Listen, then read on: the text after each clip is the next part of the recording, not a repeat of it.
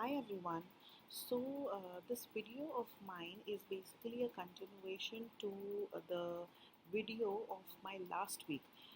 The link to that video, I'll put the link of that video in the description box, which was basically about why this lower incisor crowding happens. And in that, the main reason was that the lower front teeth or the lower front teeth, which is basically of the milk teeth set, they fall off late, which is why the permanent teeth erupt behind. Now today we'll know about the reasons why the milk teeth fall off late, and the number one reason for that is most common trauma.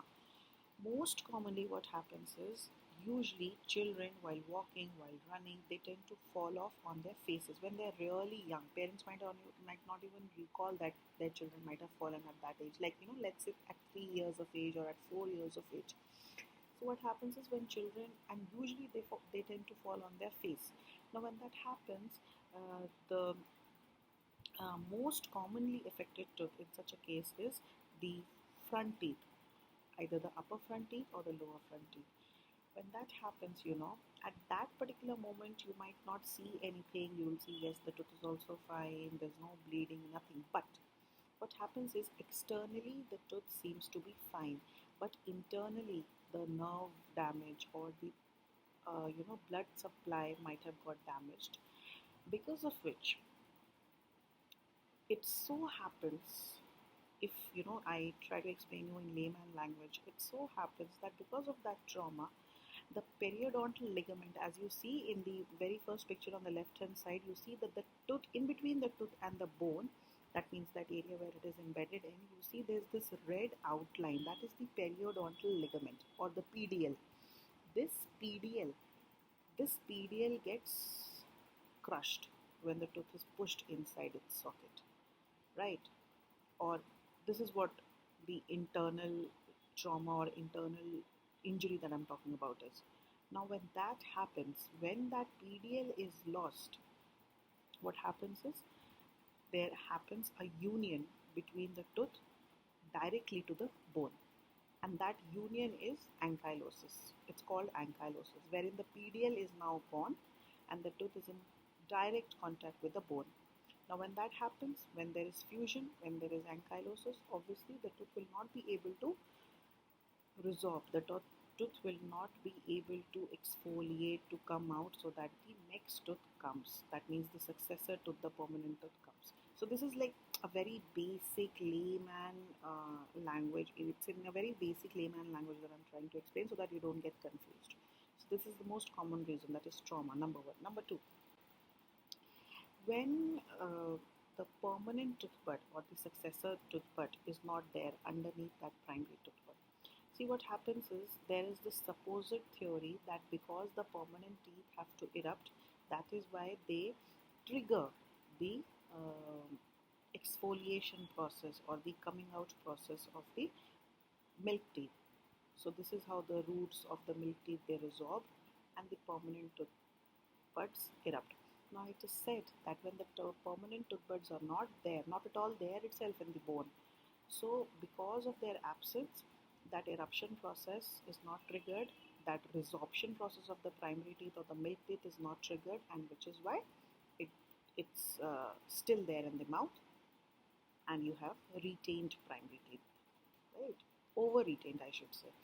Over retained, because now was the time for them to go off and for their permanent successors to come out. But since they are staying in the mouth more than their actual time period, they are called to be as over retained milk teeth or primary teeth. So this is the second reason. Then what happens is, this is very, very rare, but usually in like in those areas which are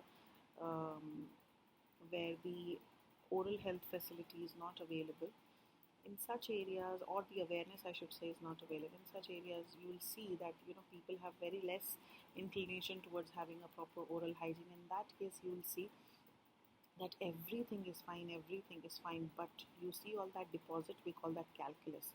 Because of that hard calcific deposit, the tooth, it's completely resorbed from inside, right? There's no anchorage, there's no root inside the bone, but it's this calculus that is holding on to the primary teeth and it is not letting it uh, chuck out of the mouth, and that is why you have this overeating. But it's very rare, but yes, this is also there.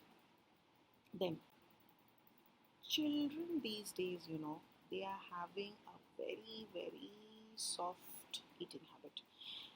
As it is, whatever we are eating is highly processed. Because it is highly processed, their texture is also very soft, right? And children, all the more, the moment they feel their tooth is wiggling, they don't want to eat anything hard, it hurts them. So they shift towards eating softer foods, even softer foods, which is why the tooth is retained, over retained in the mouth, and you see that again some of the other problem is coming with aspect to the permanent teeth eruption. It's either getting deviated, it's creating shark teeth conditions, or whatever I discussed. I'll put the link in the description box, okay, of my previous video.